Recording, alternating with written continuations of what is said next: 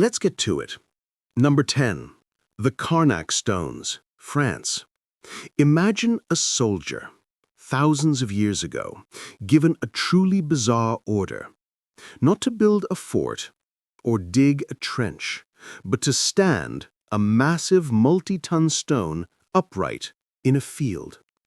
Then do it again, and again, and again, until you and thousands of your comrades have created perfectly straight lines of these silent stone giants stretching for kilometers. What strategic purpose could this possibly serve? What enemy were you defending against that could be repelled by rows of rocks? Welcome to Karnak, in Brittany, France, home to the largest collection of megalithic stones in the world. We're talking about more than 3,000 prehistoric standing stones, or menhirs, meticulously arranged in perfect lines that extend for over 3 kilometers. The sheer scale is baffling. The operation would have required a massive, organized workforce to quarry, transport, and erect stones weighing several tons each, some reaching over 13 feet high. Radiocarbon dating suggests this monumental task was undertaken sometime between 4500 and 3300 BCE, making these alignments older than Stonehenge and the pyramids of Giza. The largest grouping, the Carmio alignment, consists of 1,029 stones in 10 rows. It's a breathtaking feat of logistics for a Neolithic society. The question isn't just how they did it, but the much bigger question of why. The most accepted academic theory is that the lines of Karnak were a sophisticated astronomical calendar used to track the seasons and celestial events, crucial for an early agricultural society. Others suggest a massive religious or ceremonial complex. But these logical explanations feel thin when you're standing there, dwarfed by the sheer, obsessive scale of it all. If it was a calendar, why make it so ridiculously vast? The lines feel less like science and more like a desperate message, a stone signal so enormous that it could only have been meant for someone looking down from a very, very great height. Number 9. The Longyu Grottoes, China. In 1992, a group of farmers in a small Chinese village decided to investigate the bottomless ponds that dotted their landscape. They'd always been told they were endlessly deep, a local legend. So they bought a pump and set it running. For 17 straight days, the pump churned water out of one of the ponds.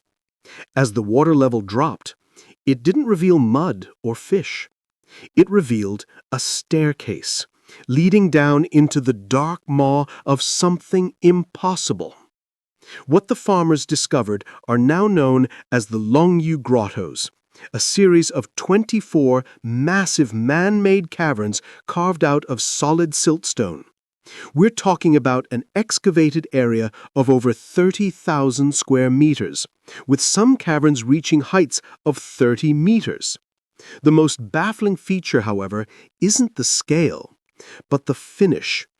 Every single surface, the walls, the ceilings, the pillars, are covered in uniform, parallel tool marks, chiseled at a perfect 60-degree angle, as if carved by a gigantic machine.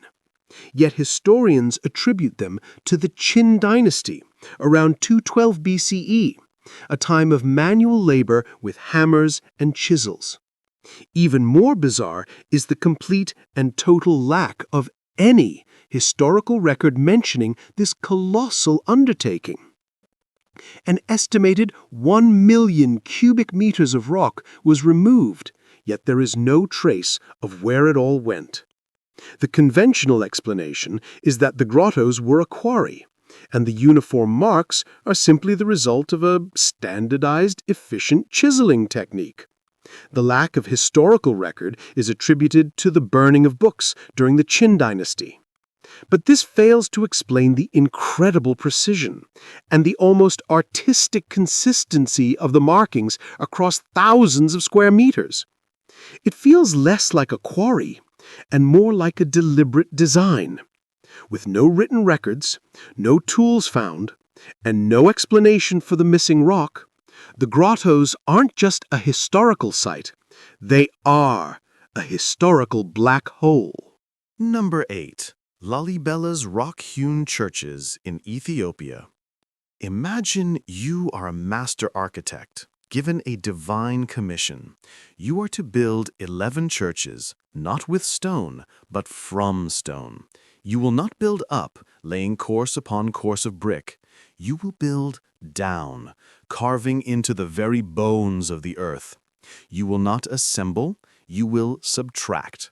Your workers won't be carrying stone to the site, they'll be carrying the site away, piece by piece, until a holy place is revealed, nesting inside the mountain from which it was born.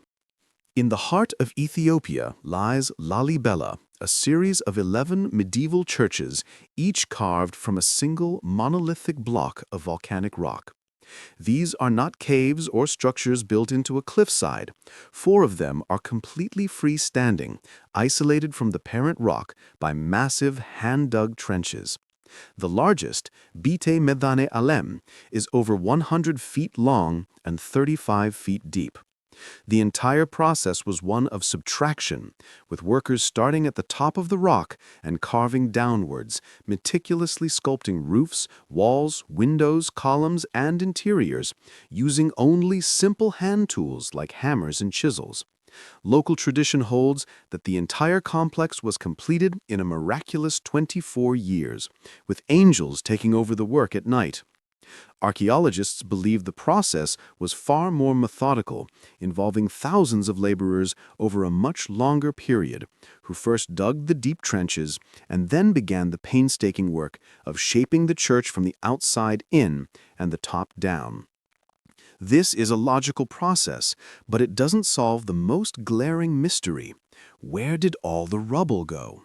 The staggering volume of excavated rock simply isn't present anywhere near the site.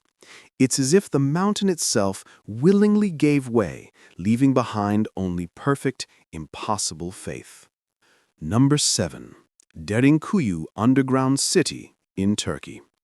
Picture a society that decides to turn its back on the sun, not for a day or a week, but for generations.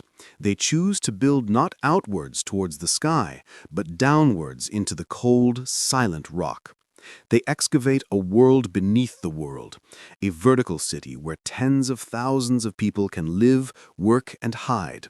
They engineer stables for their livestock, churches for their faith, and schools for their children, all deep within the earth, connected by a maze of claustrophobic tunnels.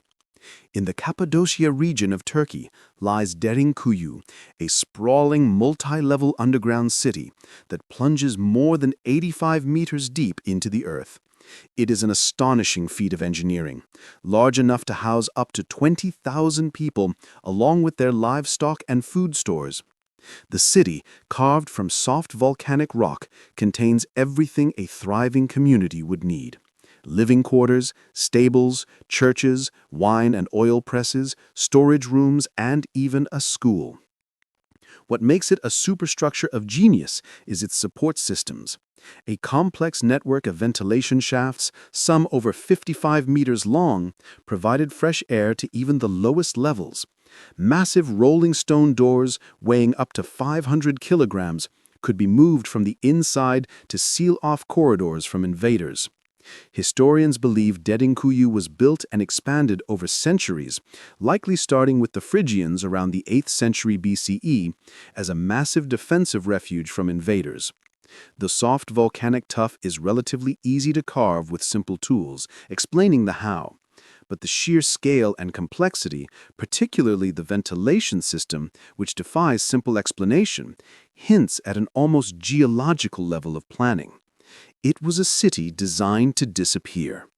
But what were its inhabitants so afraid of that they would choose to live in eternal twilight, buried beneath the surface of the world? Number 6. The Great Pyramid of Giza in Egypt. Imagine being the project manager for the most ambitious construction project in human history.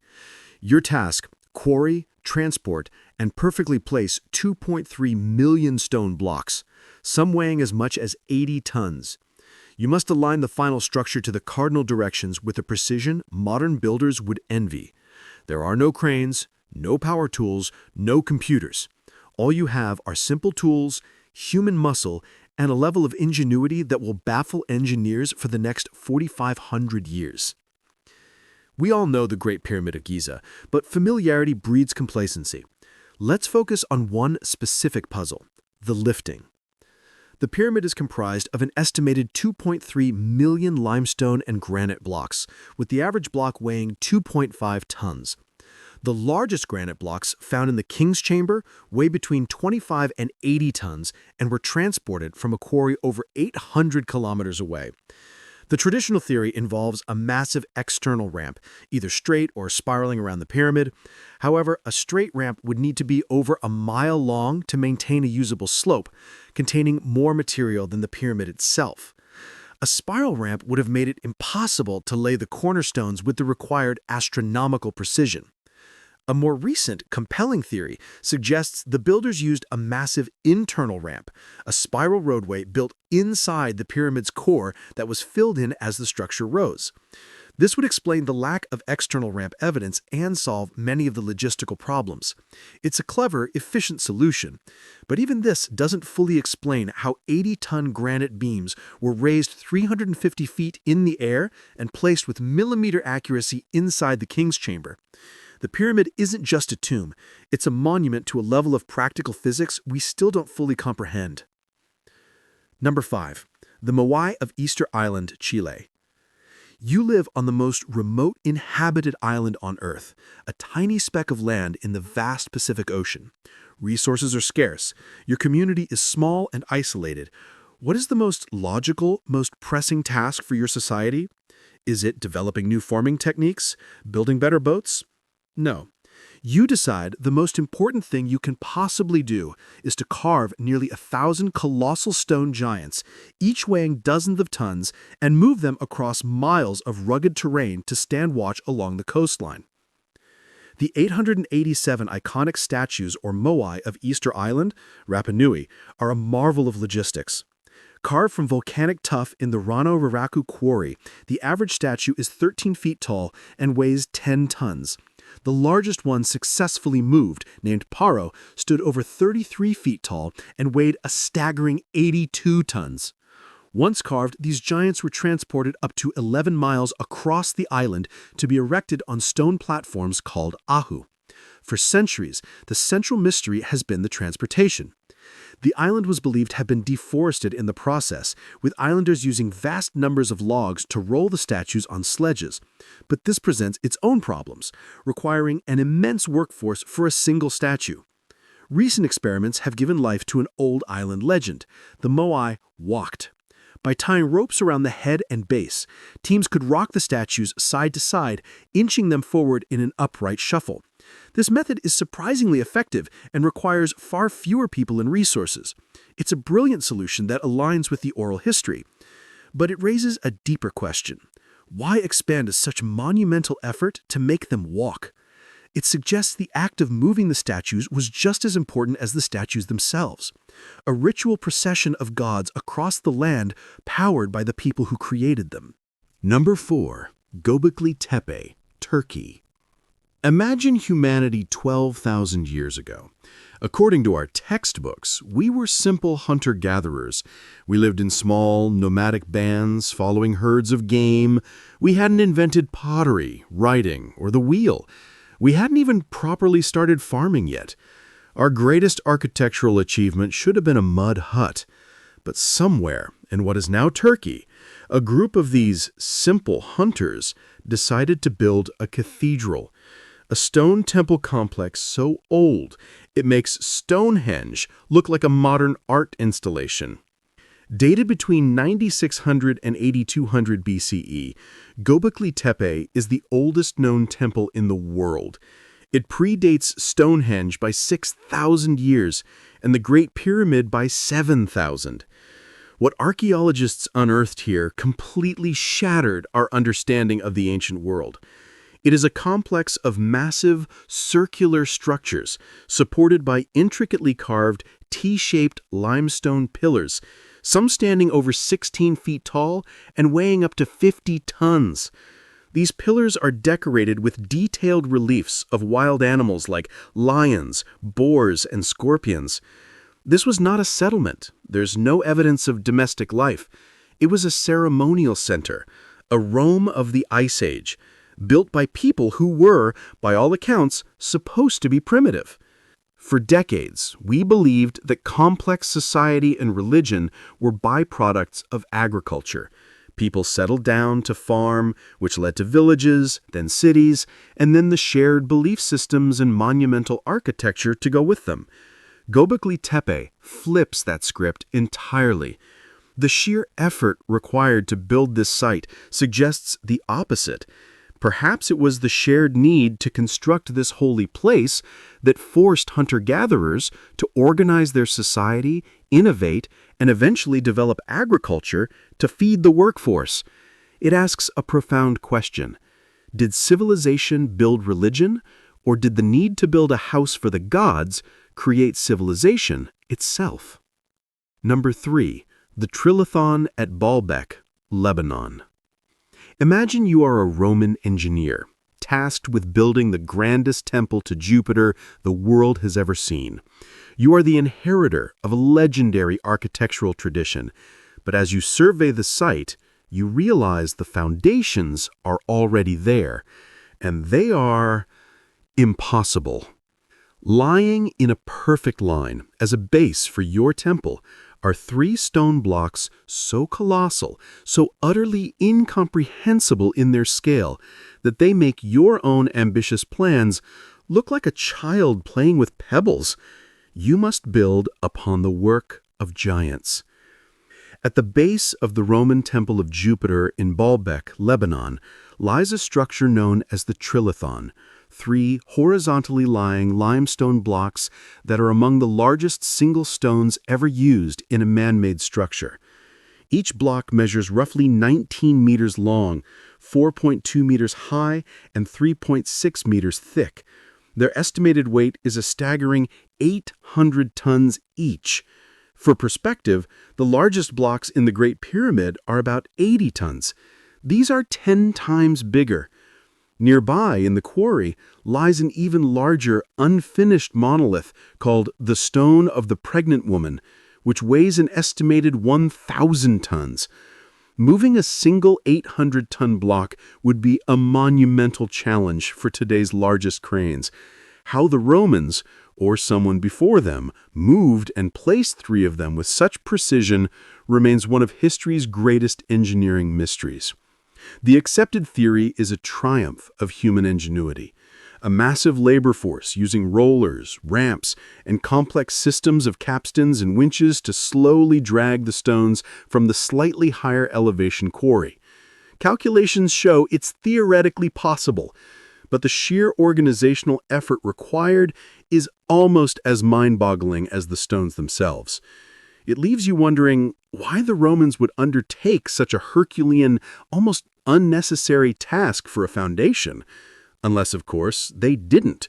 Perhaps the Romans simply built their temple on a foundation that was already there, the legacy of a far older and forgotten civilization. Number 2. Sacsayhuaman, Peru. You are an Inca stonemason.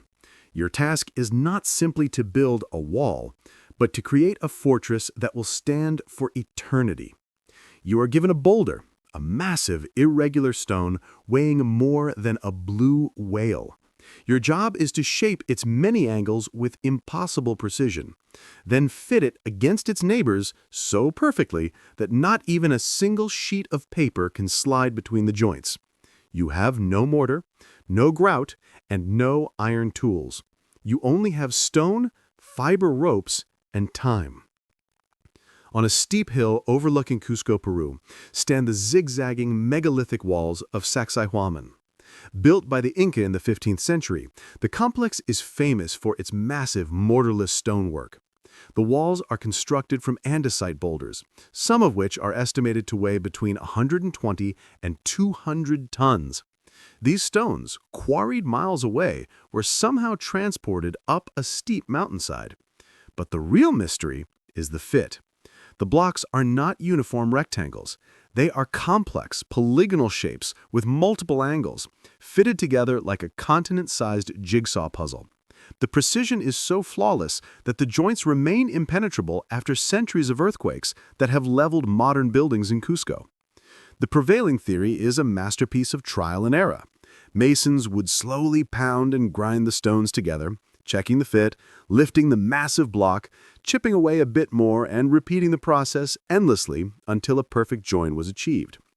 It's a plausible, if agonizingly slow, method. But this explanation feels inadequate when faced with the sheer scale and perfection of the walls. It doesn't fully account for the transportation or the almost organic way the stones flow together. The walls feel less built and more grown, a testament to a lost understanding of stone that borders on the supernatural. Number 1. Pumapunku, Bolivia. Imagine finding a Lego set scattered across a high-altitude desert plain. Except the pieces are not plastic. They're made of andesite and diorite, some of the hardest stone on Earth. The blocks, weighing up to 130 tons, are cut with such perfect right angles, flat faces, and intricate interlocking shapes that they look like they came out of a factory. A factory that wouldn't exist for another 2,000 years. This isn't a child's toy. This is a puzzle that has broken archaeology. Near the ancient city of Tiwanaku in Bolivia lies Pumapunku, a site that defies all conventional timelines of technology. The ruins are a jumble of massive stone blocks, but their craftsmanship is unlike anything else in the ancient world. The stones are cut with machine-like precision, with perfectly straight edges and drill holes that suggest advanced tools. The most famous are the H blocks, which are identical in shape and size, suggesting mass production and prefabrication. These blocks interlock with such precision that no mortar was needed, fitting together like a complex puzzle. Attributed to the Tiwanaku culture around 500 to 1000 AD, this level of stonework should have been impossible for a civilization that lacked writing and the wheel. Skeptics propose that with simple tools, immense patience, and generations of skill, the Tiwanaku people could have slowly abraded the stones into these perfect shapes.